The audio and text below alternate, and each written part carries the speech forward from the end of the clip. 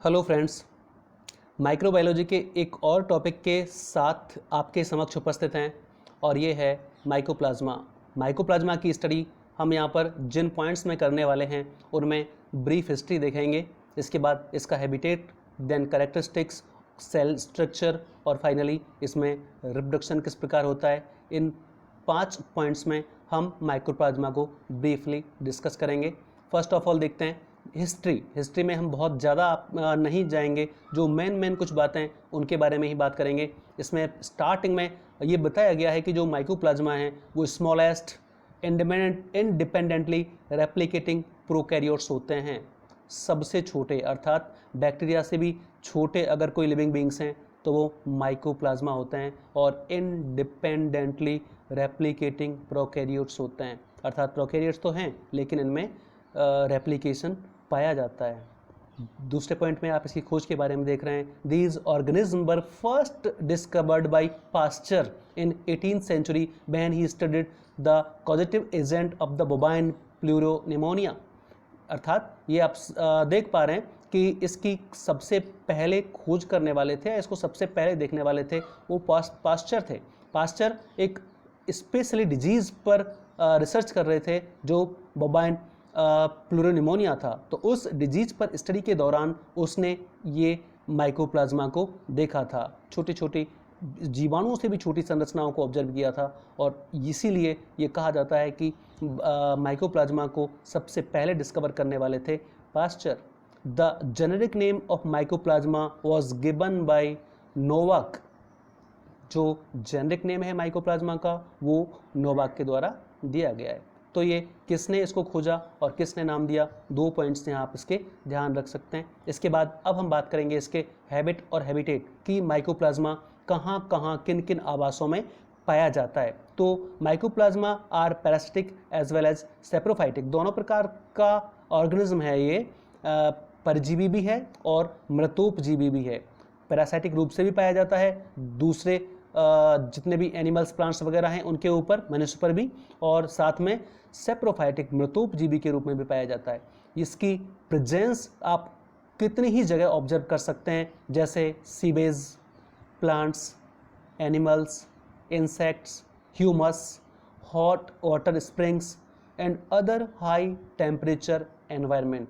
यानी high temperature environment में भी माइकोप्लाज्मा को देखा जा सकता है। उस कंडीशंस में भी ये अपने आप को सर्वाइव रख पाता है। तो कई प्रकार के ऐसे हैबिटेट्स हैं जहाँ पर माइकोप्लाज्मा को ऑब्जर्व किया जा सकता है। विशेष तौर पर जो डिजीज प्लांट होते हैं उनके फ्लोएम टिश्यू में यह पाया जाता है। अगर आपको माइकोप्लाज्मा लेना है इस स्टडी के लिए तो जो रोगकारी पादप होते हैं जिनमें ये रोग फैलाता है उनके फ्लोएम टिश्यू में आप इसको देख सकते हैं। तो ये बेसिकली रोगकारी पादपों के, डिजीज प्लांट्स के फ्लोएम टिश्यू में पाया जाता है। अगर बात करें मनुष्य की तो मनुष्य में सेरोलॉजिकली और बायोलॉजिकली लगभग 11 यानी 11 माइकोप्लाज्मा स्टेन्स पाई जाती हैं। तो मनुष्य में भी कई प्रकार के माइकोप्लाज्मा पाए जाते हैं और उसमें डिफरेंट डिजीज भी प्रोड्यूस करते हैं। कई सारे रोग भी मनुष्य में फैलाते हैं। मनुष्य में कौन कौन से जो प्रमुख स्पीसीज हैं माइकोप्लाज्मा की, वो यहाँ पर आपको नाम दिख रहे हैं स्क्रीन पर। Mycoplasma orale, mycoplasma salivarium are found almost in every healthy adult. स्पष्ट आप देख पा रहे हैं कि प्रत्येक स्वस्थ व्यक्ति में, हेल्दी एडल्ट में ये 2 जातियाँ कॉमनली पाई जाती हैं। Mycoplasma hominis is present in a large portion in sexually active adults. तो सेक्सुअली एक्टिव एडल्ट्स में जो माइकोप्लाज्मा की स्पीसीज आप देख पाएंगे वो है माइकोप्लाज्मा होमिनिस।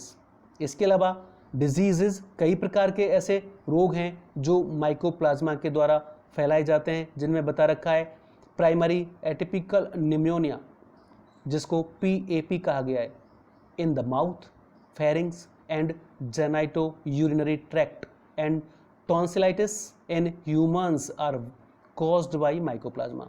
तो 2 यहाँ पर इसने डिजीज के बारे में बताया है। एक है PAP जिसे प्राइमरी एटिपिकल निमोनिया, ये मुख्य रूप से माउथ, फेरिंग्स और जेनाइटो यूरिनरी ट्रैक्ट में होता है, और टॉन्सिलाइटिस ये भी मनुष्य में इसके द्वारा कॉज किया जाता है। तो माइकोप्लाज्मा के द्वारा मनुष्यों में भी कई प्रकार के डिजीज प्रोड्यूस किए जाते हैं।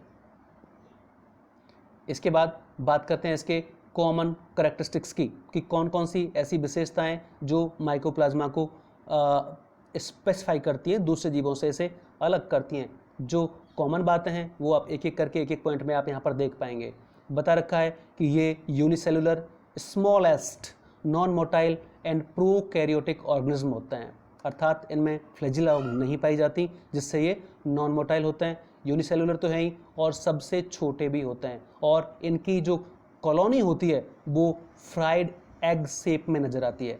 जैसे फ्राइड एग की स्ट्रक्चर बन जाती है वैसे ही इनकी कॉलोनी की शेप होती है, जो आप डायग्राम में देख पा रहे हैं। दूसरा, दे आर प्लियोमॉर्फिक, बहुरूपी होते हैं, अर्थात इनकी कोई एक निश्चित संरचना ना होकर ये इनका आकार जो होता है वो बदलता रहता है। जैसे ही एक कल्चर मीडिया से दूसरे कल्चर मीडिया पर ले जाते हैं इनके आकार में परिवर्तन हो सकता है। इनकी आकृति अलग अलग प्रकार की हो सकती है, आकार तो चेंज हो ही जाता है, आकृति भी इसकी अलग अलग प्रकार की हो सकती है, जैसे rod like, ring like, globoid, filamentous etcetera. इस प्रकार से अलग अलग आकृति में माइकोप्लाज्मा पाया जाता है। जब ये फिलामेंटस होता है तो इसका डायमीटर लगभग 100 to 300 nm और लेंथ जो होती है वो 3 to 150 nm पाई जाती है।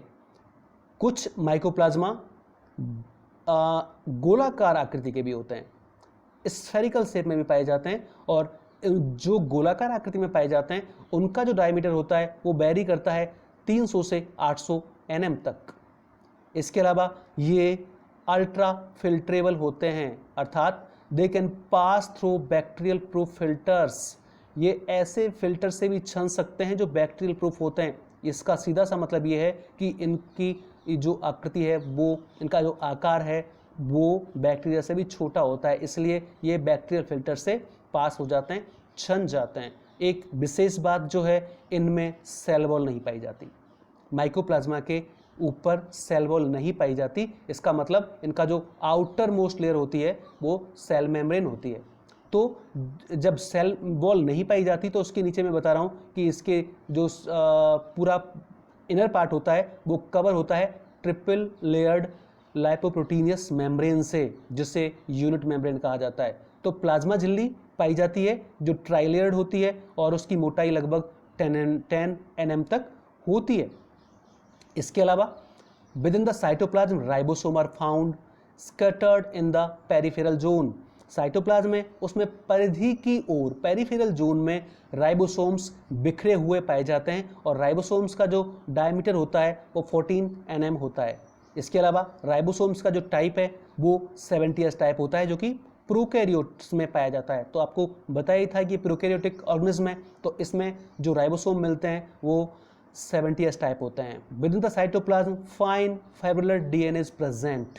इसमें साइटोप्लाज्म के भीतर डीएनए तंतु पाए जाते हैं जो कि डबल स्ट्रैंडेड हेलिकल स्वरूप में पाया जाता है। डबल स्ट्रैंडेड होता है और हेलिकल स्ट्रक्चर उसकी पाई जाती है। और mycoplasma generally grow more slowly than bacteria. इनकी जो वृद्धि होती है वो बैक्टीरिया की तुलना में धीमी होती है। इसके अलावा they require sterols for their nutrition. इनको पोषण के लिए स्टेरॉल्स की आवश्यकता होती है। इसके अलावा they are usually resistant to antibiotics like penicillin, cephaloridine, vancomycin etcetera. कई प्रकार की ऐसी एंटीबायोटिक्स होती हैं जिनका इनके ऊपर कोई असर नहीं होता, ये रेजिस्टेंट होते हैं उनके लिए। क्यों होते हैं? क्योंकि इनके ऊपर सेल वॉल नहीं पाई जाती। आमतौर पर ये जो एंटीबायोटिक्स होते हैं वो प्लांट में सेल वॉल पर रिएक्ट करते हैं, सेल वॉल पर इनका असर होता है। क्योंकि इसमें सेल वॉल नहीं पाई जाती, इसीलिए जो माइकोप्लाज्मा होते हैं वो एंटीबायोटिक्स के प्रति रेजिस्टेंट होते हैं, लेकिन टेट्रासाइक्लिन के प्रति ये सेंसिटिव होते हैं। टेट्रासाइक्लिन जो होता है उसके प्रति ये सेंसिटिव भी होते हैं। आमतौर पर अगर माइकोप्लाज्मा को 40 से 55 डिग्री सेल्सियस टेम्परेचर पर 15 मिनट के लिए एक्सपोज किया जाए तो ये डेड हो जाते हैं, मर जाते हैं। इसके साथ साथ माइकोप्लाज्मा जो होते हैं उनमें स्पोर्स प्रोड्यूस नहीं होते, इनमें स्पोर्स नहीं बनते। इसका मतलब इनमें अलैंगिक या लैंगिक जनन नहीं पाया जाता। Like other prokaryotes they usually divide by binary fission, अर्थात जनन का जो इनमें एक कॉमन तरीका होता है वो है बाइनरी फिजन, द्विविभाजन। ये हुआ इसके कुछ विशिष्ट लक्षण।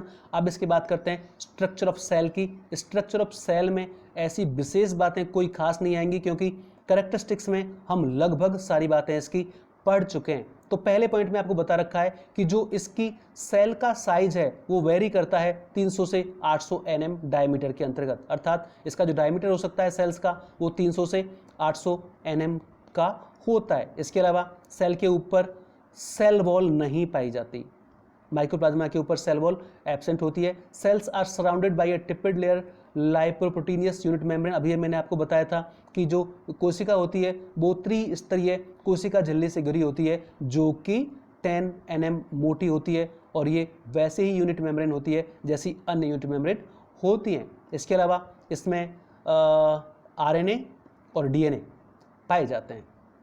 साइटोप्लाज्म जो होता है उसमें RNA तथा DNA दोनों में पाए जाते हैं। यहाँ पर राइबोसोम्स जो होते हैं वो 14 nm डायमीटर के होते हैं। डायमीटर्स का राइबोसोम्स का डायमीटर होता है वो 14 nm होता है और टाइप होता है वो 70s टाइप होता है। कोई नई बात नहीं है, ये सारी बातें कैरेक्टरिस्टिक्स में हम आपके साथ डिस्कस कर चुके हैं। DNA डबल स्टैंडर्ड हेलिक्स में पाया जाता है, ये भी पिछले पॉइंट्स में आप देख चुके हैं। यहाँ पर बैक्टीरिया के और इसके DNA में आप फर्क कर सकते हैं और वो कर सकते हैं गुआनिन और साइटोसिन कंटेंट के आधार पर, अर्थात ये जो माइकोप्लाज्मा होता है इसके DNA में गुआनिन और साइटोसिन कंटेंट बैक्टीरिया की तुलना में कम पाए जाते हैं। तो इस प्रकार से बैक्टीरियल DNA और माइकोप्लाज्मा के DNA में आप अंतर कर सकते हैं। DNA is up to 4% and RNA is about 8%। Mycoplasma में क्योंकि दोनों पाए जाते हैं DNA और RNA, और उनकी मात्रा भी आप देख रहे हैं DNA लगभग 4% और RNA लगभग 8% पाया जाता है, लेकिन ये जो मात्रा है वो नॉर्मल पाई जाने वाली मात्रा की तुलना में लगभग आधी है, इसलिए ये कम मात्रा में ये पाए जाते हैं। साथ में गुआनिन और साइटोसिन इनका जो कंटेंट है ये भी 23 से 40% यहाँ पर पाए जाते हैं और ये बैक्टीरियल सेल की तुलना में कम है। इसके अलावा इन सम स्पीसीज जैसे माइकोप्लाज्मा गैलीसेप्टिकम सम पोलर बॉडीज प्रोड्यूस, यहाँ पर कुछ आउटर स्ट्रक्चर्स भी इसमें प्रोड्यूस होती हैं जो नई सेल का निर्माण करने में काम आती हैं। ये कुछ स्पीसीज में ही बनती हैं, सारी स्पीसीज में नहीं बनती। इनको ब्लेब कहा जाता है। These are called bleb and are considered to be the site of enzymatic activities and attachment during infection.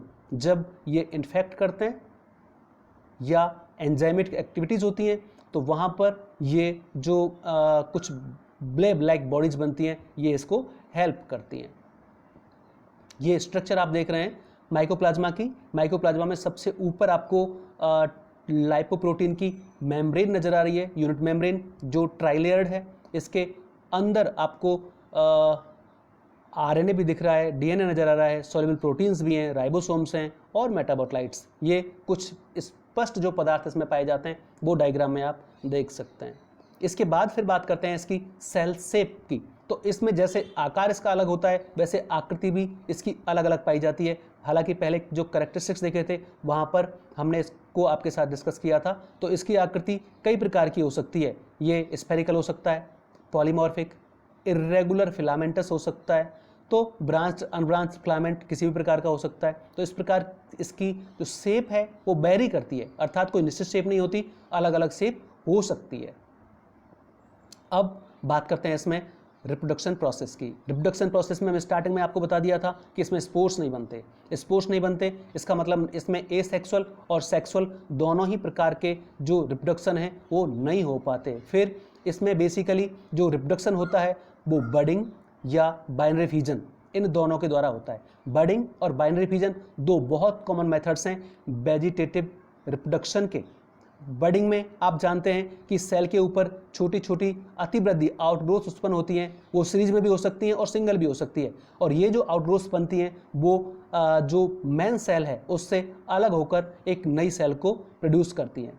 इसी प्रकार से जो बाइनरी फिजन होता है, बाइनरी फिजन में जो सेल है वो माइटोटिकली डिवाइड होकर दो इक्वल पार्ट्स में डिवाइड हो जाती है। इसको बाइनरी फिजन कहते हैं, जो कॉमन प्रोसेस है वेजिटेटिव रिप्रोडक्शन की। तो यहाँ पर बडिंग के द्वारा या बाइनरी फिजन के द्वारा रिप्रोडक्शन संपन्न होता है। इसके अलावा एक और प्रोसेस होती है जिसको कहते हैं रिप्रोडक्शन थ्रू प्राइमरी बॉडीज। आमतौर पर जो माइकोप्लाज्मा होता है उसके सरफेस पर सेल मेम्ब्रेन के बाहर की तरफ छोटी छोटी आउटग्रोथ्स बनती हैं, जो एक के बाद एक बनती चली जाती हैं। साथ में उनके आकार और आकृति में भी परिवर्तन होता जाता है। पहले जो फर्स्ट बनती है उसको प्राइमरी कहते हैं, फिर उसके आकार में वृद्धि हो जाती है, उसको सेकेंडरी, फिर टर्सरी। इस प्रकार से ये प्राइमरी बॉडीज बनती जाती हैं, जिनका साइज 330 से 450 nm तक हो सकता है। और ये जो प्राइमरी बॉडीज या सेकेंडरी, टर्सरी बॉडीज जो बनती हैं, ये जब अलग होती हैं मेन सेल से, तो इनसे नए माइकोप्लाज्मा का जन्म होता है। इस प्रकार से माइकोप्लाज्मा में बडिंग के द्वारा, बाइनरी फिजन के द्वारा, ये जो प्राइमरी बॉडीज बनती हैं, इनके द्वारा रिप्रोडक्शन क्रिया संपन्न होती है। ये यहाँ पर जो प्राइमरी बॉडीज हैं उनका बनना इस डायग्राम में आप देख पा रहे हैं।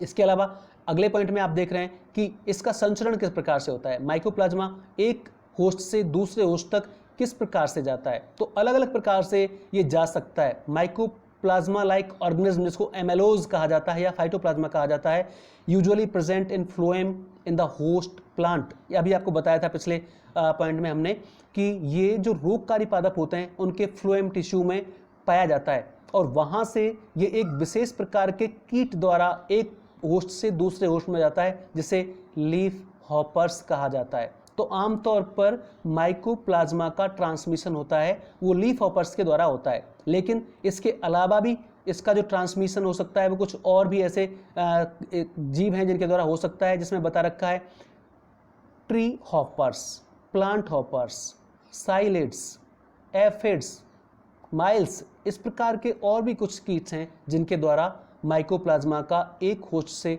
दूसरे होस्ट में संचरण हो सकता है। आमतौर पर यह भी देखा गया है कि जो वेक्टर से मतलब वो जीव जो इसको संचरित करने वाला है, जो जीव इसको एक होस्ट से दूसरे होस्ट में ले जाने वाला है, उसमें जाने के बाद पहले ये अपनी संख्या में वृद्धि करते हैं। ऐसा नहीं है कि जो वेक्टर होता है वो अपने पर आने के जस्ट बाद इसको दूसरे होस्ट में ट्रांसफर कर दे, ऐसा नहीं हो पाता है। आमतौर पर इसमें एक टाइम लगता है। जिस वेक्टर में पहले ये पहुंचता है उसमें एक इंक्यूबेशन पीरियड होता है 10 to 45 डेज का, एक स्पेसिफिक टेम्परेचर पर। वहाँ उस इंक्यूबेशन पीरियड के बाद ही ये दूसरे जीव को संचित कर पाते हैं, ये दूसरे जीव में इस माइकोप्लाज्मा को पहुंचा पाते हैं जो वेक्टर होते हैं। इस प्रकार से डिफरेंट वेक्टर्स के द्वारा माइकोप्लाज्मा का एक जीव से दूसरे जीव में या एक होस्ट से दूसरे होस्ट में ट्रांसमिशन होता है। अगर सिंगल क्वेश्चन की बात करें, अगर वन वर्ड में इसका पूछें कि इसका संचरण किसके द्वारा होता है,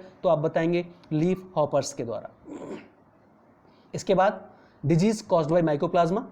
कौन कौन से ऐसे डिजीज हैं जो माइकोप्लाज्मा के द्वारा होते हैं? तो स्टार्टिंग में हमने आपको बताया था कि माइकोप्लाज्मा के द्वारा प्लांट्स में भी डिजीज होते हैं, एनिमल्स जो अदर एनिमल्स हैं उनमें भी होते हैं, और मनुष्य में भी डिजीज होते हैं। तो प्लांट्स में इसके द्वारा कौन कौन से डिजीज होते हैं उनके कुछ नाम आपके स्क्रीन पर आपको नजर आ रहे हैं, जैसे little leaf of brinjal, bunchy top of papaya, big bud of tomato, witches brooms of legumes, yellow dwarf of tobacco, strip disease of sugar cane, clover dwarf, cotton virescence. ये कुछ ऐसे disease हैं जो plants में mycoplasma के द्वारा होते हैं। मनुष्य में भी इसके द्वारा कुछ डिजीज होते हैं, जिसमें पहला है PAP, अभी आपको पहले नाम बताया था, प्राइमरी एटिपिकल निमोनिया। इसके अलावा एक और दूसरा डिजीज यहाँ बता रखा है आपको, इन्फ्लेमेशन ऑफ जेनाइटल्स, जननांगों में सूजन आ जाती है, इन्फ्लेमेशन ऑफ जेनाइटल्स, वो भी माइकोप्लाज्मा के द्वारा होता है। और जिन माइकोप्लाज्मा की स्पीसीज द्वारा होता है उनके नाम आपकी स्क्रीन पर हैं कि किससे PAP होता है और किससे इन्फ्लेमेशन ऑफ जेनाइटल्स। यहाँ पर होमिनिस एक जाति दे रखी है, वो इससे सिर्फ इन्फ्लेमेशन ही नहीं, प्लेरोनिमोनिया और एक दो डिजीज भी यहाँ पर आप देख रहे हैं। इसके अलावा एक और भी प्रमुख समस्या जो मनुष्यों में इसके द्वारा कॉज की जाती है वो है इनफर्टिलिटी। ये व्यक्ति की फर्टिलिटी को भी समाप्त कर सकते हैं, और ऐसी भी माइकोप्लाज्मा की कुछ जातियां हैं। माइकोप्लाज्मा फर्मेंटेंट्स, एक माइकोप्लाज्मा की स्पीसीज है माइकोप्लाज्मा फर्मेंटेंट्स। ये मनुष्य में इनफर्टिलिटी कॉज करती है, अर्थात उसकी जनन क्षमता को ही खत्म कर देती है। तो ये कुछ डिजीज हुए जो माइकोप्लाज्मा के द्वारा ह्यूमन बीइंग्स में कॉज होते हैं। यहाँ पर आपको इन तीनों के नाम भी ध्यान रखने हैं और कौन सी माइकोप्लाज्मा की स्पीसीज है जिससे ये डिजीज कॉज होते हैं ये भी ध्यान रखना है। ये objective questions frequently competitive exams में पूछे जाते हैं। इसके अलावा अदर एनिमल्स जो हैं उनमें भी माइकोप्लाज्मा के द्वारा कई प्रकार के डिजीज होते हैं। जैसे एक बता रखा है एगैलेक्सिया, माइकोप्लाज्मा एगैलेक्सिया, ये एक जाति है जो कॉज करती है agalactia of goats and sheep. Goats और शिप्स में ये रोग पैदा करती है। माइकोप्लाज्मा माइकोइड्स एक और जाति है माइकोप्लाज्मा की जो प्लूरोनिमोनिया ऑफ कैटल्स, मवेशियों में निमोनिया का रोग उत्पन्न करती है। इसके अलावा एक और भी जो रोग है जैसे मनुष्य में होता था इन्फ्लेमेशन ऑफ जेनाइटल्स, ये भी कैटल्स में या अदर एनिमल्स में माइकोप्लाज्मा के द्वारा फैलाया जाता है।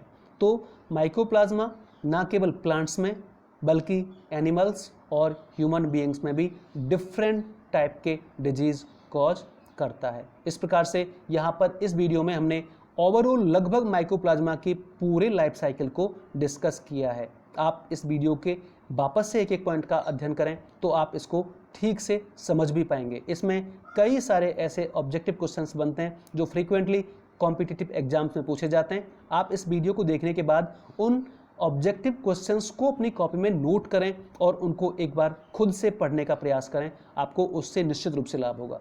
Thank you.